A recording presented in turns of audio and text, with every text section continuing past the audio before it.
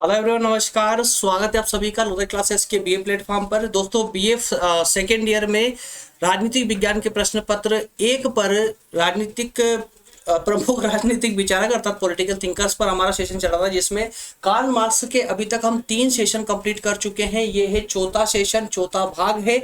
अगर आपने इससे पहले के 3 भाग नहीं देखे हैं और टॉपिक को बहुत अच्छे से समझना चाहते हैं तो उन तीनों भागों को क्रम से देखना आवश्यक है। ठीक है। लेक्चर नंबर 21, 22 और 23, ये 24 नंबर लेक्चर होने जा रहा है, जिसमें हम बात करेंगे कार्ल मार्क्स के वर्ग संघर्ष सिद्धांत पर। जानेंगे वर्ग संघर्ष सिद्धांत को कि क्या है ये और किस प्रकार से इसकी आलोचना की गई है। उससे पहले मैं उन सभी छात्रों को बोल दूं जो कि बीए के तुरंत बाद में या फिर अभी बीए के साथ में ही प्रतियोगी परीक्षा की तैयारी कर रहे हैं या करना चाहते हैं, मेरे ही द्वारा 10 सब्जेक्ट एक साथ दोस्तों मैं एक अन्य प्लेटफॉर्म पर लेकर आ रहा हूं आप सभी लोगों के लिए पूरी तरह से निःशुल्क रूप से और क्लास नोट्स के साथ में। नए चैनल का नाम है प्रज्ञान हिंदी नाम से। दोस्तों, बहुत जल्दी चैनल स्टार्ट होने वाला है। 10 विषय मेरे द्वारा ही पढ़ाए जाएंगे वहां पर। ठीक है। जिनको मेरे साथ पढ़ना अच्छा लगता है, जो है ना, वो वहां आकर प्रज्ञान हिंदी को ज्वाइन कर सकते हैं। उसका लिंक डिस्क्रिप्शन में दिया गया है। इसके नोट्स भी डिस्क्रिप्शन में मिल जाएंगे आपको। इसके अलावा नए चैनल का लिंक डिस्क्रिप्शन में है। साथ ही साथ में जब ये पूरी क्लास खत्म होगी, जब वीडियो खत्म होगा, तो लास्ट में भी आपको डिस्प्ले पर, स्क्रीन पर आपके इसके लोगो, प्रज्ञान हिंदी का लोगो मिल जाएगा। उसे क्लिक करके भी आप उसे ज्वाइन कर सकते हैं। चलिए शुरुआत करते हैं अपने सेशन की। दोस्तों, शुरुआत करते हैं। आप सभी को पता है 4th यूनिट चल रही है, इसमें फर्स्ट टॉपिक चल रहा है। इसके अलावा दोस्तों, आज के अगर हम सारांश की बात करें कि आज के उस लेक्चर में क्या क्या पढ़ने वाले हैं, तो व्याख्या और आलोचना, इन 2 ही बातों पर डिस्कस करने वाले हैं हम यहाँ पर। ठीक है। आइए तो व्याख्या से शुरुआत करते हैं। दोस्तों, व्याख्या का मतलब क्या है कि इस सिद्धांत, जो वर्ग संघर्ष का सिद्धांत रहा है, इसके हमें बेसिक कंसेप्टों को जानना है, बेसिक रूप से इसका निरीक्षण करना है कि एक्चुअल में वर्ग संघर्ष का सिद्धांत है क्या। ठीक है। तो आइए अब जरा यहाँ पर एक फोकस डालते हैं। दोस्तों, पहले हम इस पीपीटी को रीड करेंगे, रीड करके इसको समझते हुए आगे बढ़ेंगे।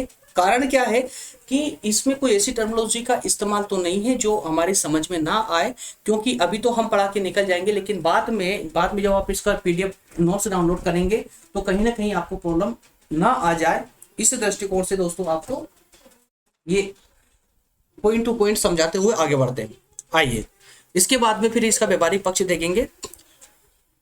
पेन ले लेते हैं। कार्ल मार्क्स के साम्यवादी घोषणा पत्र में कहा गया है कि अब तक के समस्त सामाजिक जीवन का इतिहास वर्ग संघर्ष का इतिहास रहा है।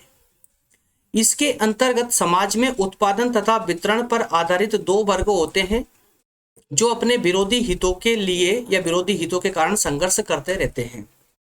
पहली लाइन का अर्थ हुआ कि कार्ल मार्क्स के अनुसार, या कार्ल मार्क्स ने जो वर्ग संघर्ष का सिद्धांत दिया है, उस वर्ग संघर्ष के सिद्धांत के अनुसार मानव जाति का अभी तक का जितना भी इतिहास रहा है, उस वो पूरा इतिहास में जितनी भी घटनाएं घटी है, या जो इतिहास के जितनी भी घटनाएं रही है, वो सब कहीं ना कहीं वर्ग संघर्ष के कारण ही वो घटित हुई है। वर्ग संघर्ष के कारण ही घटित हुई है। अब ये जो वर्ग संघर्ष बार बार ये शब्द सुनने को मिल रहा है, ये एक्चुअल में क्या है, तो इस पर उनका कहना ये है कि प्रारंभ से ही समाज में 2 वर्ग विद्यमान रहे हैं। 2 वर्ग में से एक वर्ग होता है पूंजीवादी वर्ग, पूंजीपतियों का वर्ग, और दूसरा वर्ग होता है श्रमिकों का वर्ग। इन दोनों वर्गों में प्रारंभ से ही, शुरू से ही संघर्ष चला आ रहा है, और इसी संघर्ष का ये इतिहास परिणाम है। ठीक है। नेक्स्ट अगर आगे बढ़ते हैं दोस्तों, आगे देखते हैं कि समाज के एक वर्ग उत्पादन के साधनों जैसे भूमि और पूंजी पर अधिकार होता है ना, इसे जमींदार या पूंजीपति वर्ग कहते हैं। वहीं दूसरा वर्ग अत्यधिक परिश्रम करने पर भी वह जीवन की अनिवार्य आवश्यकताएं पूरी नहीं कर पाता और निरंतर शोषित होता रहता है। इस दृष्टि से पहले वाले वर्ग को हम शोषक वर्ग कहेंगे और दूसरे वाले वर्ग को शोषित वर्ग के नाम से जाना जा सकता है। तो यहाँ पर भी इन्होंने यही कहा है कि भाई प्रारंभ से ही भारतीय समाज में भारतीय समाज में नहीं, विश्व के समाज में 2 वर्ग रहे हैं। कौन कौन सा? श्रमिक वर्ग और एक पूंजीपति वर्ग। इन दोनों वर्गों में आपस में टकराव होता रहा है, संघर्ष होता रहा है, और उसी संघर्ष का परिणाम ये इतिहास है आज का। तो इसमें क्या होता है कि जो एक वर्ग है, एक वर्ग पर देखिए, एक होता है उत्पादन करना और एक होता है उसका वितरण करना। भाई उत्पादन करना किसका कार्य है? श्रमिकों का। और उस उत्पादन का वितरण करना किसका कार्य है? पूंजीपति वर्ग का। तो ये जो उत्पादन के अधिकतम जो साधन है उस पर किसका अधिकार हो जाता है? यहाँ पर पूंजीपति वर्ग का अधिकार हो जाता है ना, पूंजीपति वर्ग का अधिकार हो जाता है। और उत्पादन के साधन कौन कौन से होंगे? भूमि, पूंजी, श्रम, ये सारी चीजें होती है। हालांकि श्रम पर तो श्रमिकों का अधिकार, लेकिन एक अप्रत्यक्ष रूप से अगर देखा जाए तो पूंजीपति वर्ग का ही श्रम पर भी अधिकार होता है। क्यों? क्योंकि वो श्रमिकों को इस प्रकार मजबूर कर देते हैं कि उन्हें कार्य करना ही पड़ता है। और किसके अनुसार कार्य करना पड़ता है? पूंजीपति वर्ग के अनुसार कार्य करना पड़ता है। तो यहाँ पर उन्होंने यही कहा कि जो पहला वर्ग है समाज का, उसका उत्पादन के साधनों पर अधिकतम अधिकार होता है और अधिकार होने के कारण ही दूसरे वर्ग अर्थात श्रमिक वर्ग का ये शोषण करते हैं। ठीक है, बस इतनी सी कहानी है। इसके बाद में पूंजीपति और श्रमिक जो है एक दूसरे के पूरक होते हैं, एक दूसरे के पूरक होते हैं। भाई पूंजीपतियों का काम श्रमिकों के बिना नहीं चल सकता और श्रमिकों का काम भी पूंजीपतियों के बिना नहीं चल सकता। दोनों वर्ग आपस में जुड़े हुए हैं, लेकिन फिर भी इन दोनों के बीच में हितों को लेकर हमेशा विरोध होता रहता है, संघर्ष होता रहता है। पूंजीपति कम वेतन देना चाहता है, लेकिन श्रमिक अधिक वेतन लेना चाहता है। तो ये इस बीच में इस कारण से संघर्ष होता है। इसके अलावा दोनों के हितों में विरोध के कारण दोनों में संघर्ष निरंतर होता रहता है। यही वर्ग संघर्ष की बुनियाद है और इसी कारण वर्ग संघर्ष हमेशा चलता आ रहा है। ठीक है, तो लंबे समय से अर्थात कि मनुष्य के प्राचीन इतिहास से या कहें कि प्रारंभिक समाज से ही जो वर्ग संघर्ष चला रहा दोनों संघर्षों के बीच में, वो उसका यही परिणाम रहा है, उसका यही कारण रहा है कि दोनों के हितों में टकराव है। दोनों वर्गों के हितों में टकराव होने के कारण ही इस प्रकार से ये संघर्ष चला आ रहा है ना। एक मिनट दोस्तों, ओके। ठीक, इसके अलावा वर्ग संघर्ष अपनी इस धारणा के, अब देखिए यहाँ पर अब एक कहानी, अभी तक तो आपने क्या समझा कि वर्ग संघर्ष क्या है। समाज में दो वर्ग है, दोनों वर्गों के हितों में टकराव होता है, इस कारण से समाज में संघर्ष चलता आ रहा है। वो साथ में इस सिद्धांत के द्वारा कार्ल मार्क्स ने क्या कहने का प्रयास किया है कि मनुष्य जाति के प्रारंभ से ही इतिहास में जितनी भी घटनाएं घटित हुई है इसी वर्ग संघर्ष के कारण ही घटित हुई है। ठीक है, अब आगे चलकर ये कहते हैं कि जितने भी इन्होंने पद सोपान बताए हैं इतिहास के, जो कि लास्ट लेक्चर में हमने देखा था 6 पद सोपान बताए थे, है ना। तो उन 6 पद सोपान में आखिरी वाले पद सोपान में सर्वहारा वर्ग का अधिनायक तंत्र स्थापित हो जाता है, अर्थात श्रमिकों के हाथों में सत्ता आ जाती है अंत में। ठीक है ना। तो अब अंत में कैसे आती है, अर्थात पूंजीपति वर्ग को किस प्रकार से पराजित करेंगे श्रमिक लोग, वो यहाँ उन्होंने सिद्ध करने का प्रयास किया है। इन 3 पॉइंटों के माध्यम से आप समझेंगे। देखना यहाँ पर पहले तो उन्होंने ये कहा है कि देखिए, आइए एक बार इसको रीड करते हैं फिर समझते हुए चलते हैं। वर्ग संघर्ष की अपनी इस धारणा के आधार पर मार्क्स पूंजीवाद के अंत को आवश्यक मानता है, अर्थात ये कि पूंजीवाद का अंत होना तो आवश्यक है ही है। पूंजीपति अधिक उत्पादन में विश्वास करते हैं, मतलब पूंजीपति अधिक से अधिक उत्पादन करना चाहते हैं और इस अधिक उत्पादन करने की लालसा क्या करेगी कि अत्यधिक उत्पादन करने लगेंगे लोग, तो जो पूंजी है समाज की वो कम से कम पूंजीपतियों के हाथों में आ जाएगी, अर्थात थोड़े से व्यक्तियों के हाथों में धन का एकत्रित हो जाना। तो थोड़े से व्यक्तियों में अर्थात थोड़े से पूंजीपतियों में धन एकत्रित हो जाएगा, है ना। इसके परिणाम स्वरूप क्या होगा कि पूंजीपतियों की संख्या धीरे धीरे घटती जाएगी और श्रमिकों की संख्या धीरे धीरे बढ़ती जाएगी। और जब पूंजीपतियों की संख्या कम होगी और श्रमिकों की संख्या बढ़ेगी तो श्रमिक आसानी से पूंजीपतियों से उनकी संपत्ति छीन सकते हैं, उनके विरुद्ध संघर्ष करके या हिंसा करके। ठीक है, एक तो इस प्रकार से पूंजीपति वर्ग का खात्मा हो सकता है, अंत हो सकता है। इसके अलावा एक अन्य बात कही इन्होंने कि एक ही स्थान पर उद्योगों की स्थापना होने से श्रमिकों में वर्गीय चेतना का विकास होता है। क्यों होता है भाई? क्योंकि आप खुद देख रहे होंगे कि अभी वर्तमान की अगर हम बात करें तो वर्तमान में भी उद्योग जो है अलग अलग जगह ना होकर के एक विशेष क्षेत्र में स्थापित होते हैं, एक विशेष क्षेत्र में स्थापित होते, जिसे हम औद्योगिक क्षेत्र कहते हैं। तो जब औद्योगिक क्षेत्र में एक ही जगह उद्योग स्थापित होते हैं तो उन उद्योगों में काम करने के लिए अधिकतम मजदूर या श्रमिकों की आवश्यकता पड़ती है। तो श्रमिक वहां पर इकट्ठा होते हैं, मिलकर रहते हैं, मिलकर साथ में काम करते हैं, तो इससे क्या होता है कि आपस में उनके गठबंधन बन जाते हैं और उनकी चेतना अर्थात उनके विचार प्रस्फुटित होने लगते हैं, अर्थात कि वो नए विचार, नए धारणाएं स्वीकार करने लगते हैं और उनके अंदर एक नई चेतना का विकास होता है, नई चेतना का संचार होता है, जिसके माध्यम से भी वो पूंजीपति वर्ग को समाप्त कर सकते हैं। अर्थात कि जब वे श्रमिक आंदोलन करेंगे, श्रमिक लोग आंदोलन करेंगे, तो वो संगठित आंदोलन होगा, मजबूत आंदोलन होगा, और इसी आंदोलन को और मजबूत करने के लिए भी उन्होंने अंतिम में एक पक्ष और दिया है, और वो ये कहा है, देखिए जरा लास्ट में आइए, उद्योगों में उत्पादन की मात्रा अधिक बढ़ने से वस्तुओं का व्यापार की एक अन्य समस्या जाती है। भाई ये उद्योगपति है, चल इन्होंने एक जगह फैक्ट्रियां लगा ली, उद्योग लगा लिए, उत्पादन भी बहुत सारा कर लिया।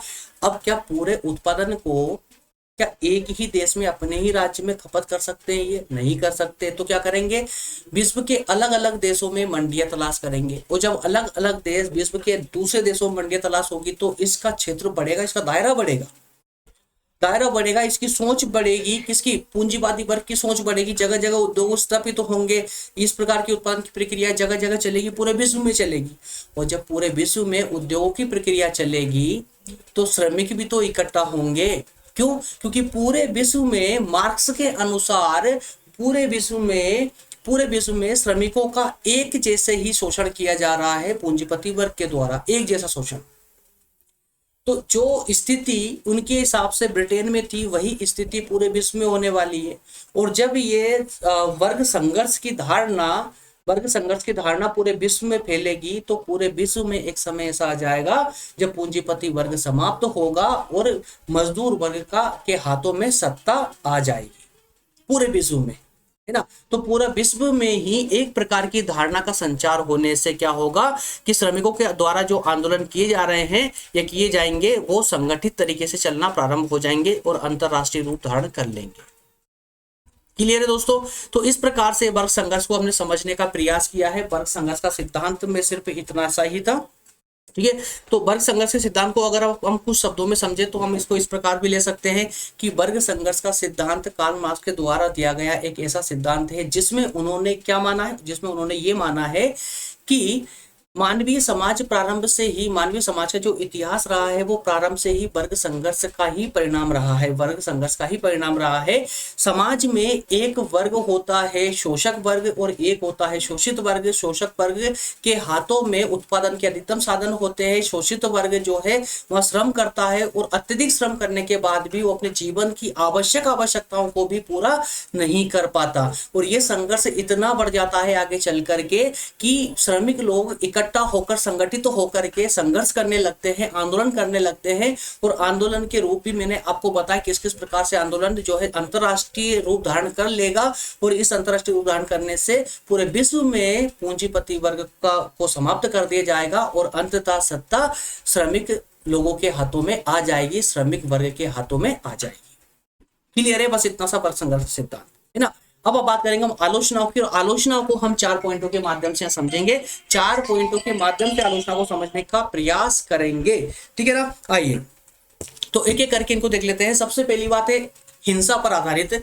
मार्क्स द्वारा जो सिद्धांत दिया गया वर्ग संघर्ष का, तो इन्होंने इस पे स्पष्ट कहा है कि आप चाहे मारे, कुछ भी करें, संपत्ति जबरदस्ती छीनना पड़े छीनिए, कैसे भी संघर्ष कीजिए, हिंसा कीजिए, मारिए, कुछ भी कर सकते हो आप, बस पूंजीपति वर्ग को समाप्त करना है। तो इसका मतलब क्या हुआ? वर्ग संघर्ष का सिद्धांत हिंसा पर आधारित है। काहे पे आधारित है? हिंसा पर आधारित है, नंबर 1। नंबर 2 में मध्यम वर्ग का अस्तित्व। तो भाई कार्ल मार्क्स ने सिर्फ 2 ही वर्ग की बात कही है, कौन? पूंजीपति वर्ग और श्रमिक वर्ग।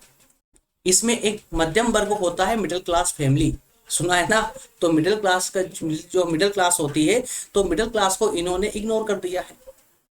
जबकि वर्तमान रूप में अगर देखा जाए तो मिडिल क्लास या फिर कहें कि मध्यम वर्ग जो है दोनों वर्गों से ज्यादा महत्वपूर्ण भूमिका यही निभा रहा है।